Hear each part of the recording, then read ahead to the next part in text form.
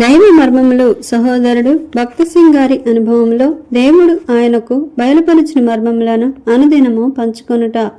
December 7.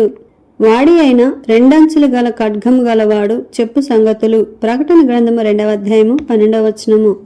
సంఘములో 3వ కాలము పెర్గము కాలము నాటిది. ఈ సంఘమునకు వాడి అయిన రెండంచులు గల ఖడ్గము ధరించిన వానిగా ప్రభు వెల్లడి చేసుకొనెను. ప్రకటన గ్రంథం 2వ అధ్యాయము 12వ వచనము. బైబిలులో ఆ ఖడ్గము దేవుని వాక్యమే. ఈ పెర్గము సంఘములో నికోలాయితుల బోధను పాటించువారు ఉండిరి.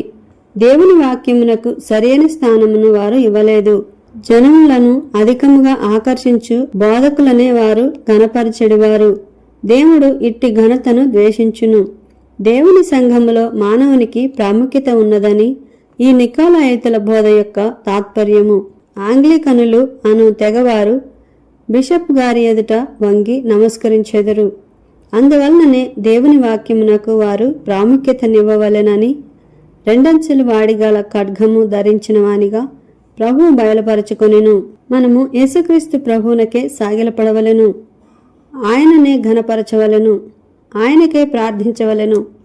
ప్రతి మోకాలు యేసునామమున వంగును అని ఫిలిప్పీల రాసిన పత్రిక 2వ అధ్యాయము 10వ వచనంలో రాయబడి ఉన్నది. ఈ సంఘమునందు బిలాము బోధన అనుసరించి వారు కూడా నుండిరి. ప్రకటన గ్రంథం 2వ అధ్యాయము 14వ వచనము. బిలాము సిద్ధాంతమనగా మిశ్రిత వివాహముల సిద్ధాంతము. అవిశ్వాసులతోటి సంబంధము హానికరమైనదని 2వ కొరింథీయులకు రాసిన పత్రిక 6వ అధ్యాయము 14 నుండి 18 వచనములలో చదివేదము.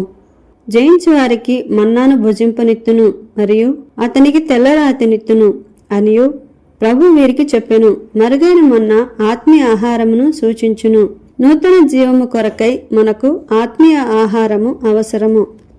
మోకాళ్లపై నుండి ప్రార్థనలో కనిపెట్టి వాక్యమును చదువుట ద్వారా నూతన శక్తిని పొందెదము. సర్వ ప్రపంచములో దేవుడు మనలను ఎచ్చటికి పంపినను తన మరుగైన మన్నాను మనకిచ్చును. తెల్లరాతి ద్వారా దేవుని చిత్తమును తెలుసుకొనగలము. సంఖ్యాకాండము 27వ అధ్యాయము 21వ వచనము. దేవుని వాక్యము చదువుట ద్వారా ప్రార్థించుట ద్వారా దేవుని చిత్తమును తెలుసుకొనగలము.